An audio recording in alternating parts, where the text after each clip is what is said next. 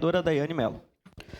Esse pedido de informação, ele busca, então, trazer a informação a público. Eu acho que no contrato já diz, né, que a gente pede a questão da transparência no contrato. A informação sempre é importante. Eu sou formada em comunicação e acredito que as pessoas precisam cada vez mais ter a informação na palma da mão e não sou contra a prefeitura ter um contrato de publicidade. A gente só pede que seja discriminado o que está sendo pago, porque o escopo do contrato é um contrato no geral e a gente quer a transparência das informações, tudo que está sendo contratado dentro desse contrato, porque o contrato ele é genérico, inclusive com as justificativas.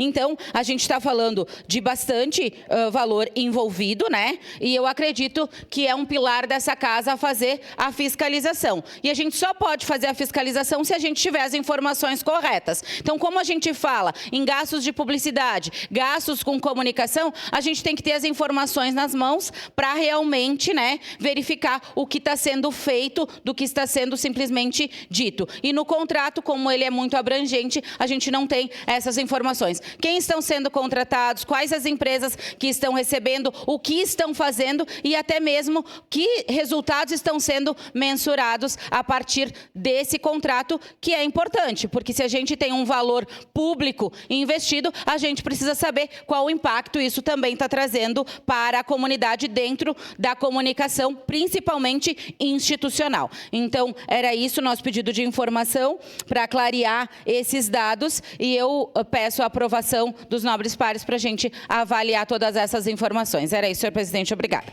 Obrigado, vereadora.